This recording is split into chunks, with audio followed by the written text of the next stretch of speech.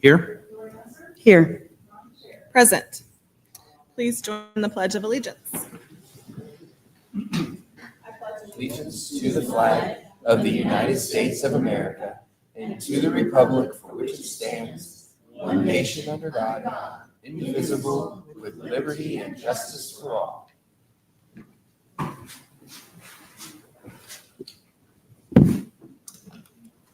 Entertain a motion to approve the agenda, please. Ms. Sherrick, I move to approve the agenda as presented, please. I'll second. I have a motion by Mr. Hartwell, second by Mr. Robertson. Please vote. Yes. Yes. Yes. Yes. Yes.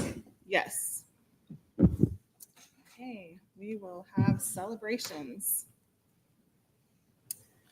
Our first celebration for March includes our Joplin Schools Teacher of the Year finalists.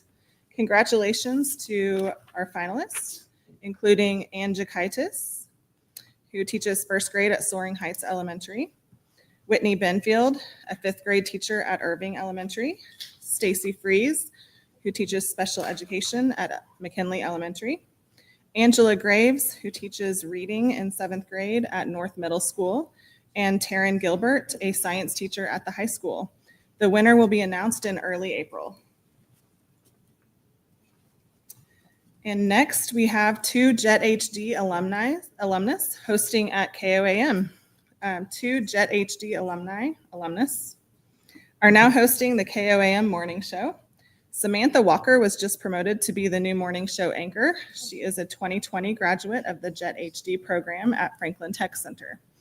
She took several broadcasting classes with Mr. Douglas in high school, then went to Mizzou to receive her bachelor's degree. She is joining Chris Warner, who also went through the JETHD program in high school. He is a 2005 graduate of Joplin High School. We are so proud of these two JETHD Eagles flying high together every morning on KOAM.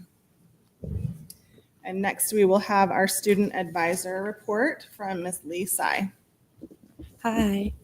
I didn't get a whole lot this month because it was pretty quick between the two, but these are what I got for the March celebrations. The show choir won grand championships at Webb City. Touch of Class placed first in the treble division. Men of Note placed first in the bass division. Sound Dimension placed first overall and won the competition with best vocals, best visuals, and best opener. NHS hosted Everybody Dance Now, a sensory-friendly dance for kids on the autism spectrum, giving them an opportunity to attend something similar to prom that they may not have had otherwise.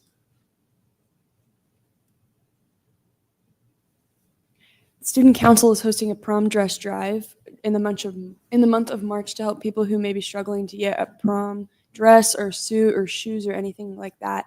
And then at the end of the month, those students can come in and shop our selection of dresses that we have, and there will be student council members there to help them pick out what they want to wear. Thank you. Thank you. Next, we will have the superintendent's data report. Okay, before we have our data report, I want to recognize our Board of Education tonight. I know our viewers and our people here at the meeting can see there's some decorative things around the board. Joplin High School, South Middle School, and Stapleton Elementary all participated this year in giving our board members something to take home and show their appreciation. As many of you know, it is Board Recognition Month in Missouri, so I want to take this opportunity to thank our Board of Education for everything they do. There's a significant amount of time for not a lot of money, which is zero, by the way, for this volunteer position, and it's a massive time investment with their thoughts, beliefs, and their altruistic motives to help kids do in school and to help teachers. So thank you very much to the board. Enjoy the gifts. Stapleton also gave us a little banner in the back. Thank you to our principals that also helped participate in this, and I want to give everybody a hand. Thank you very much, Board of Education.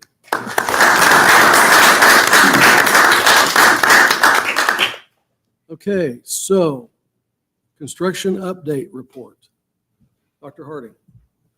Yes, being so close to meetings, I gave Aaron and Chad the night off, so told them I could take care of this one. So we just had an owner, architect, contractor meeting today. So we'll start with Jefferson, kind of give you some highlights real quick. Eric, if you want to go to the next slide for that one. So kind of some milestones that we're looking at is you're looking at dry-in, which right now all three additions at the schools do have the roofs on. And so they're looking at dry-in for Jefferson at 319. Hopefully for occupancy for the new builds on 5/8. Starting the interior renovations on 5/26 and hoping for substantial completion on the 3rd of August, with final completion on the 14th. So that gives us 10 whole days before school starts. And then McKinley, very similar, like I said, as they roll these projects, they've kind of rolled from one building to the other, so there'll be a little bit of a delay. They started with Jefferson since it was a bigger project, and then they would transfer a crew over to McKinley, then transfer to Royal Heights. So we're looking at dry-in for McKinley on 3/26, occupancy on 5/8, interior start on 5/26 as well, and then kind of the same numbers for substantial completion and final completion there at McKinley. And then Royal Heights, the smallest square footage, we got a dry-in on 4/2, occupancy on the 15th of May, interior start on 5/26, and substantial completion on the 3rd, with final completion on the 14th. So with great weather we've had, the outside buildings have been going extremely well. Like I said, all the buildings have roofs on them. They're starting to really move along. The big push is going to be on 5/26 when they start the interiors. So they're going to be massive crews at all three sites, doing a lot of work and trying to get those buildings finished up before school starts. But happy to entertain any questions. Okay, very good. Things are going on schedule. Okay, now we have Joplin Schools Library presentation. Dr. Mwangi. Yes, and I will have Mrs. Amber Cooney come on up. And while she's coming up, she's going to share really how she's increased engagement. And so what I bring to the board's attention is Matthew and I have had recent conversations about literature for our kids, some recommendations, even outside curriculum units that we have. And so that's something we'll continue to look at with our librarians who know our literature the best across our grade spans. But one of those first pieces is really getting them in spaces of getting a love for literature. And so I just want to commend Ms. Cooney before she gets started with her presentation. And I think you will see she has brought some really innovative ideas to increase foot traffic at Joplin High School for the library. And so this evening she'll be sharing with you what some of those strategies have been. Hello. Thanks for having me. Yeah, we'll get on to the first slide there. So we've been focusing on increasing student engagement in several different ways. But the very first thing that I kind of walked in and attempted to do was to kind of curate the environment and put a really strong emphasis on saying that this is kind of this is a welcoming space for you guys. And so kind of dispelling the myth that the library has to be a quiet place and that I'm going to shush them if they make any noise. So that was bringing all the classes in for meetings at the start of the year and kind of talking to them about our vision for the library, making intentional choices about seating in the space to try to have a place that everyone can go. You know, there's kind of a quiet beanbag nook for students that just kind of want to read in a quiet space. We've got a quiet room that is for students that need kind of noise control, or our college release students. You know, and so we're trying to make intentional choices about keeping everyone feeling welcome there. And also just showing that we do more than provide books. So we've got things like scholarship resources made available to our seniors this year.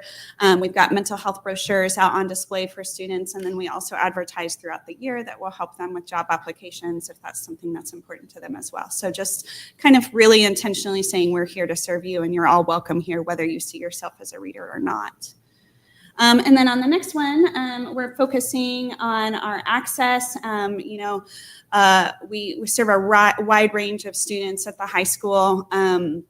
Students that are in advanced classes and they see themselves as adept readers and they're reading in pursuit of their academic goals, but also for pleasure, all the way down to students that struggle with reading or just don't like reading. And so we're trying to focus on making things accessible for all of those students. We've been intentionally pursuing books that are marked as high-low students. So that's high readability, the vocabulary is accessible. I'm sorry, the low readability means that the vocabulary is accessible to them, and it's something that they can read even if they struggle with reading. But then high engagement, high interest, it's subject matter that's interesting to students. We're reducing some financial barriers. When I arrived, we had students that felt like they couldn't check out books because they were bringing fees from middle school over with them, and we've waived that. So the moment that they walk in to the high school, they can check out books without question.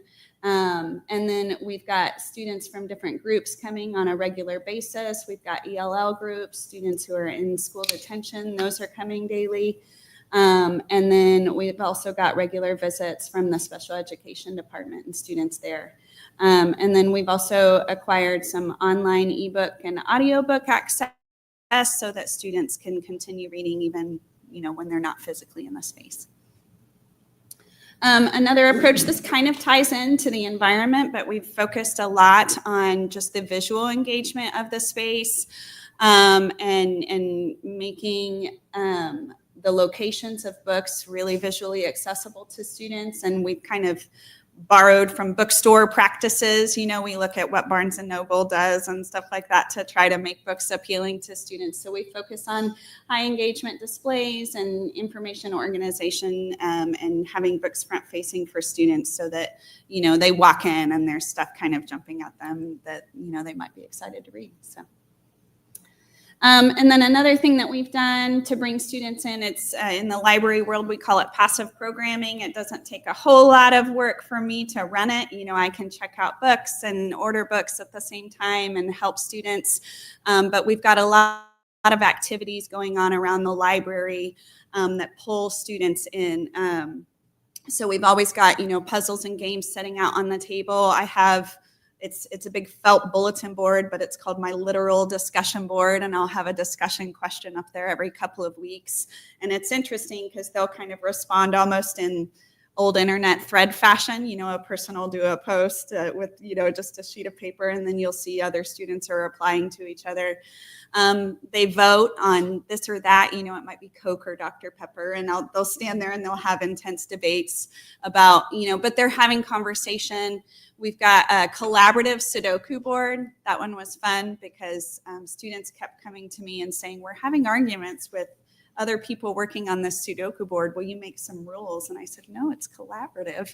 And they've kind of sorted it out themselves, and so students will come in all throughout the day and solve Sudoku puzzles together.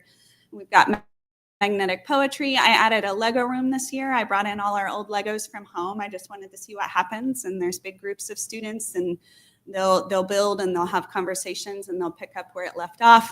And then we always have kind of thematic things going on at different times. We've run things like creepy collages during the month of October, so that students can be engaging with the themes of the month, and blackout poetry and bracelet making and stuff like that as well. But there's always something to do in the library, and that in my opinion, that supports their social emotional learning.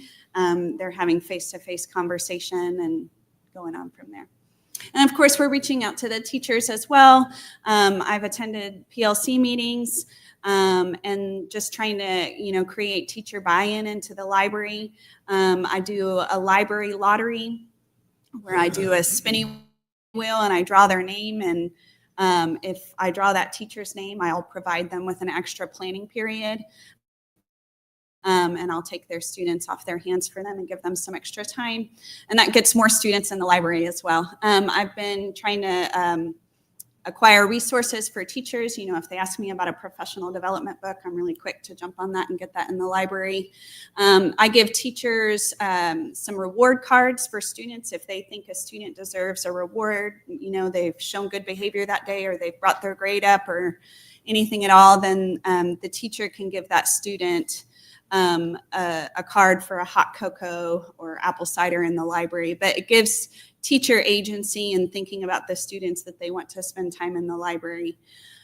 We've got our English department teacher participation at 100%. And if you guys know much about the structure of the high school, almost every student in the high school has an English class. And so if those teachers are bringing their students, we're getting almost every student in the building through the library. And then this year we put through an independent reading time initiative as well. There's a little bit of extra time in fourth hour to accommodate the lunch periods. And we are encouraging teachers to use that extra few minutes for some independent reading time just to get those minutes in. The research shows the more that they're reading daily, that affects test scores, it affects vocabulary and overall performance as well. So just trying to get the teachers on board.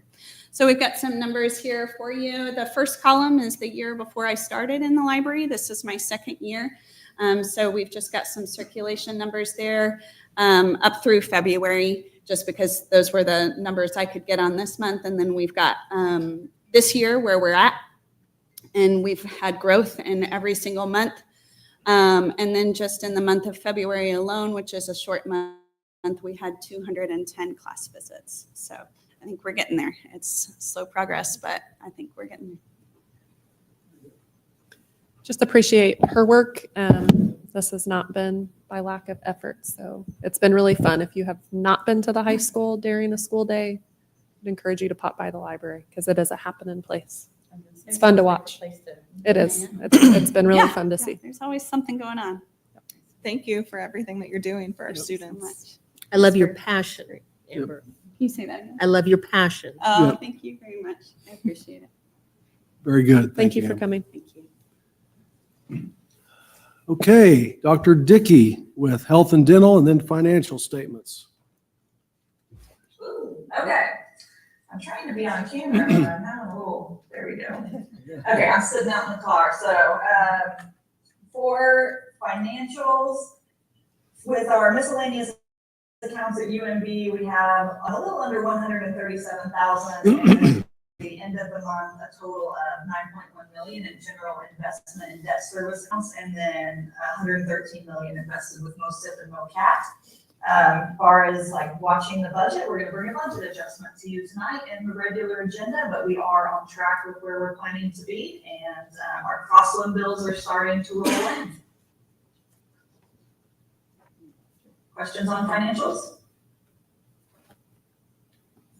Okay. And this health and dental for the health fund revenues for the month of February were right at 710,000. And disbursements were 597,000 and some change. The ending balance of February 28th was $612,380.56, which represents about 0.89 months of the 12-month average. And then with the dental plan, revenues for the dental plan were $30,612, and with expenses, one moment, so sorry, that is our expenses for the dental plan, $30,612, and the ending balance was $219,159, and we are still slowly spending that fund down. Happy to answer any questions about health and dental.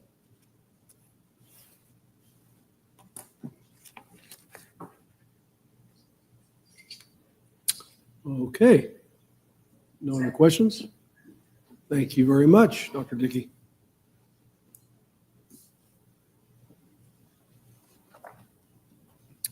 Okay, we'll move on to public comments. Ms. Worsler.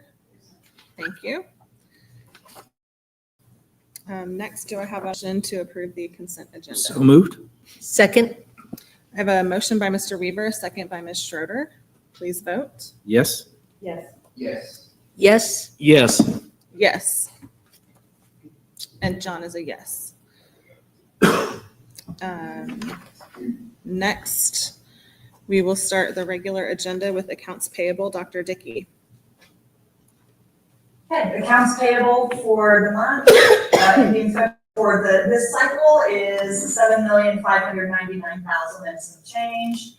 I'm happy to answer any questions if you have any about the comparisons. We've made note on there for you that we are seeing those crosswind bills come in, and so one of them is on the cycle here, and there's only 1 week in this cycle. Sometimes you'll see 2 or even 3.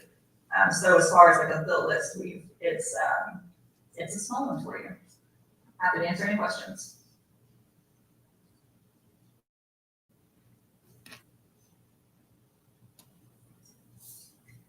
I'll make a motion that we pay our bills. I have a motion by Mr. Robertson, a second by Ms. Musser. Please vote. Yes. Yes. Yes. Yes. Next, we have budget adjustments, Dr. Dickey. Okay, budget adjustment documents have been in your assembly for you since last week for you to review. Just going through some of the highlights for you. This is a big adjustment for our capital expenditures with the phase 2 commitment. Since this board made that commitment, I had not made a budget adjustment. And so you will see that capital projects amount being increased by 11.1 million. A little bit of salaries movement. I always am watching our federal grants. That ESEA line is some federal dollars, and so just fluctuating a little in there for expenses, and then some miscellaneous operational PD, CTE grants, and student services budgets. There's a career ladder reduction. As I watch that with Dr. Mwambi on a monthly basis, we know a little bit better at this point in the year how many people are going to complete that. And so we saw a few people choose to opt towards Eagle Advantage. And so we had budgeted a high amount there. So we're not adjusting down a ton, but just a little bit. So the revenue adjustments are in the amount of overall, it's 11,657,000. So with expenses, let me switch, or that was the expenses. So sorry. Let me switch to my revenue sheet.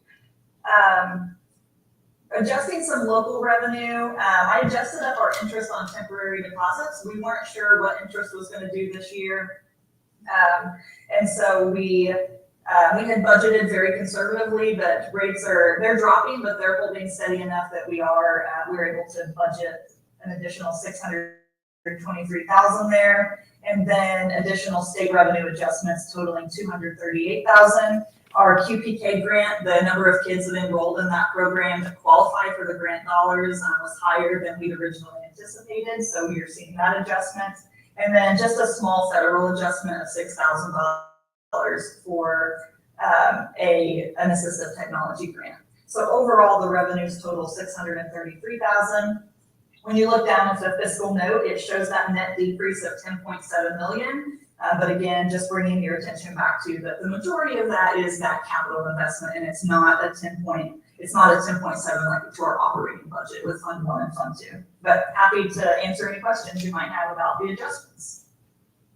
I move that we approve the budget adjustments. I have a motion by Mr. Weaver, a second by Mr. Robertson. If there are no additional questions, please vote. Yes. Yes. Yes. Yes. Yes. Yes. And Thank you. finally, we have Dr. Harding with the purchase of 5 school buses. Yes, I have Mr. Waite, Mr. Harris come up to give you the update on our purchase of school buses.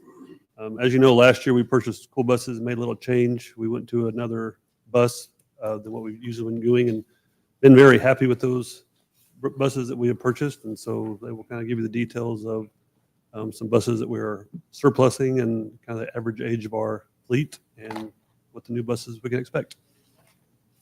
Evening. Yes, we have sent out bids for 5 school buses. Out of the results of that, you should have seen that the Bluebirds came in with the best bid again. We're replacing, as you know, new comes in and new go out. So to maintain our fleet of 77, 78 buses, we recommend that we go back with the Bluebird again. We've gotten along really well with those that we've gotten in. The drivers, there was a few little things that are different between them and the internationals as far as the drivers were concerned, but everybody's gotten adjusted to them. They've turned out to be very reliable, good buses. The buses that you guys just voted to surplus, we have taken every available part off of them that we absolutely can to get as much value out of them as we can to use on our other international school buses. They are international school buses, and they're just their life has outlived their purpose. And so we're just here to ask that you do approve the purchase of 5 new buses so that we may remove these and continue servicing the school district and our students with appropriate, safe transportation. The body type on the Bluebird buses we purchased last year, they're going to purchase is BBC. Bluebird Vision. Okay. Just it's the same thing, they just labeled there something different. Okay. Mr. Eric, I move to approve the purchase of 5 school buses. John has a question. So what was the age of the fleet before purchasing, and if you surplus the other ones and the new ones, what's the age of the fleet now then? What did we? Average age of the fleet. average age of the 10 fleet? years. So it's at 10? Yes. Okay, what was it previously? 12. Okay, good. Thank you. Yeah, we're improving there. The average miles of all of the buses is 82,000 miles. We've been lowering that every year since the years we've been purchasing these buses. I think when I first got this position, we were over 100,000 miles as an average, and so now we're able to work that down as we've been purchasing new buses over the years. Yeah. Age drops, it means your maintenance cost drops along with that because you have a newer fleet. Yes. So you're trading capital dollars for maintenance, labor, and expenses. And the Bluebird buses do come with a 5-year bumper-to-bumper warranty and then a 7-year but a 7-year transmission warranty. So they do have a very good Okay. warranty with them too. Okay, very good. Thank you. Mr. Eric, I'll proceed with my motion. I have a motion by Mr. Hartwell. Is there a second? A second by Mr. Robertson. If there's no additional discussion, please vote. Yes. Yes. Yes. Yes, motion passes. Thank you. Thank Good you. job. Thank you. Oh, yes. Lori would like a ride. As soon as they come in. All right. Do I have a motion for adjourn? So moved. Thank you. I have a motion by Mr. Hartwell, a second by Mr. Robertson. Please vote. Yes. Yes. Yes. Yes. Yes. Thank you.